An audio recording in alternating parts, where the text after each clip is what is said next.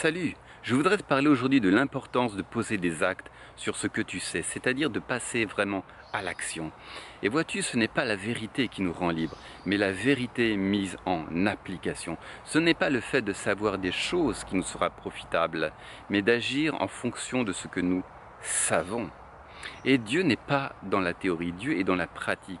Et c'est dans la mesure où nous commençons à agir en fonction de ce que nous savons, des informations que nous possédons, que Dieu va commencer à intervenir. Et nous devrions continuellement nous poser la question de savoir comment transformer une information en action. Et depuis toutes ces années où je prêche, j'ai remarqué que les gens peuvent être très ouverts pour entendre la bonne nouvelle, pour entendre des choses positives. Mais ils ont plus de problèmes avec la pratique. Voici quelques semaines, j'expliquais à une femme comment recevoir Jésus-Christ dans sa vie, comment être sauvée. Et celle-ci m'a dit, mais qu'est-ce que c'est facile? Oui, c'est facile. Mais voici plusieurs mois depuis que je lui ai parlé du Seigneur et cette personne n'est toujours pas mise en pratique. Et voyez-vous, cette femme avait vraiment un cœur disponible. Elle était très ouverte à entendre l'Évangile.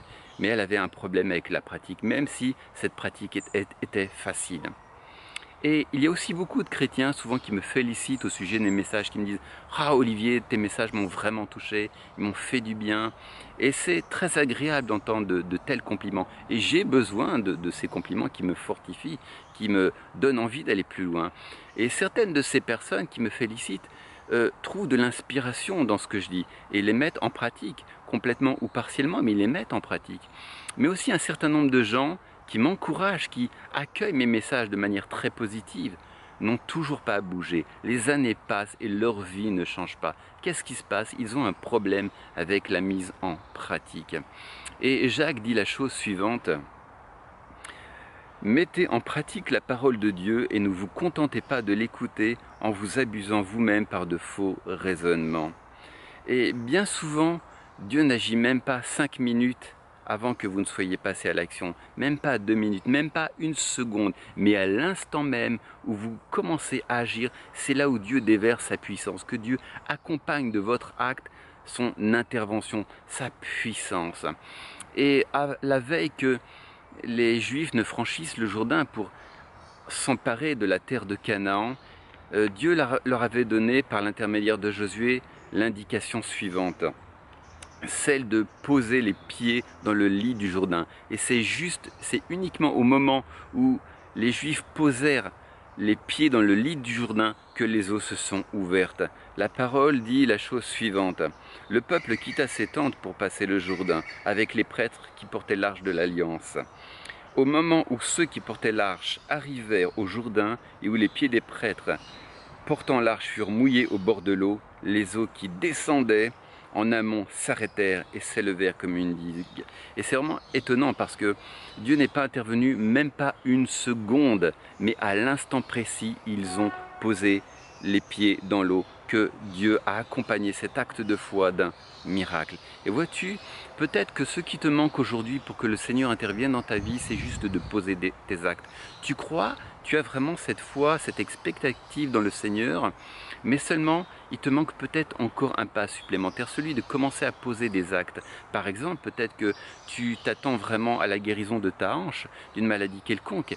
Eh bien, je ne te demande pas de courir un marathon, mais peut-être commence à poser des actes, commence à marcher, à faire ce que tu peux selon tes moyens, mais commence à poser des actes sur ce que tu crois. Et c'est à ce moment-là que Dieu commencera à honorer cet acte.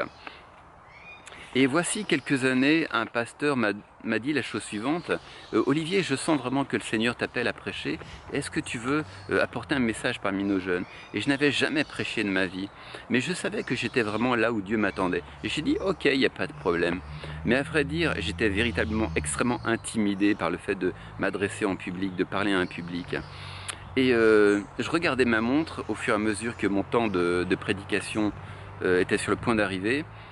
Et je ne sentais pas du tout la présence de Dieu dans cette situation. Je regardais, ensuite le temps s'écoulait, 10 minutes, 5 minutes, plus que 3 minutes avant que je ne prêche. Et je ne ressentais rien du tout. Et au moment où j'ai pris le micro, j'ai senti une assurance extraordinaire. J'ai senti que Dieu m'accompagnait dans cet acte. Et j'ai prêché vraiment avec feu, avec beaucoup de facilité. Et à la fin de mon message, j'ai fait un appel et tous les jeunes ont répondu à cet appel. Et j'ai pu prier pour eux. Et c'est vraiment étonnant parce que c'est vraiment à l'instant précis où j'ai pris le micro, où j'ai commencé à prêcher, que l'onction pour la prédication est venue. Dieu ne s'est pas manifesté 1 heure avant, 15 minutes avant, 5 minutes avant, mais au moment même où j'ai commencé à prêcher. Alors peut-être que ce qui te manque, mon frère, ma soeur, c'est de commencer à agir en fonction de ce que tu crois. Commence à poser des actes. N'emmagasine pas seulement de l'information, mais ta vie ne changera pas aussi longtemps que tu n'auras pas commencé à poser des actes. Et Jacques nous dit la chose suivante encore. Mes frères, que sert-il à quelqu'un de dire qu'il a la foi s'il n'a pas les œuvres? Si elle ne produit pas d'œuvres, elle est morte en elle-même. Ou bien quelqu'un dira, si tu as la foi et moi j'ai les œuvres, montre-moi ta foi sans les œuvres et moi je te montrerai par ma foi par mes œuvres. Et il dit un petit peu plus loin, comme le corps sans âme est mort, ainsi la foi sans les œuvres est morte. Et souvent les gens disent, j'ai la foi, j'ai la connaissance. Oui, mais la foi véritable, elle est toujours accompagnée d'œuvres. La foi sans les œuvres est inactive. Jacques nous dit que la foi sans les œuvres est morte. Ça veut dire quoi, morte? Ça veut dire qu'elle ne produit pas de résultats. Elle n'est pas suivie de fruits, de conséquences. Et voici quelques années, il y a une sœur, j'ai déjà parlé de cette femme dans ma précédente vidéo, booster la destinée des gens. Et cette femme ne pouvait pas avoir d'enfant. Je lui ai dit, tu sais Magali, tu sais que je suis chrétien, tu sais aussi que je suis pasteur. Si tu veux, je peux prier pour toi et Dieu va faire en sorte que tu puisses enfin être féconde, avoir des enfants. Donc je l'ai invitée chez moi, je lui ai montré ce que la parole disait au sujet de femmes qui avaient été guéries de leur stérilité. Et j'ai senti dans ce cas précis que la simple prière ne suffirait pas. Il fallait que je booste sa foi. Elle n'était pas vraiment certaine quant à la volonté de Dieu de la rendre féconde. Alors chaque jour, je lui disais des choses du genre, alors Magali, comment est-ce que tu vas appeler l'enfant? Elle me disait, mais quel enfant? Je lui disais, celui à qui tu vas donner la vie.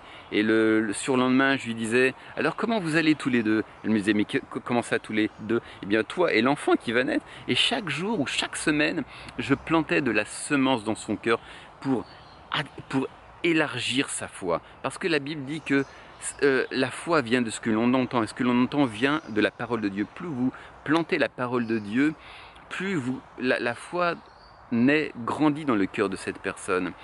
Et un jour, alors qu'elle portait une caissette de courrier, elle s'est dit, oh là, faut pas que je soulève trop fort parce que sinon je vais faire du mal à l'enfant qui va naître. Et là, surprise de sa propre parole, elle m'a dit, hey Olivier, je commence à parler comme toi. Et en plantant la parole de Dieu dans son cœur, en plantant des paroles de foi, la foi a commencé à grandir dans son cœur.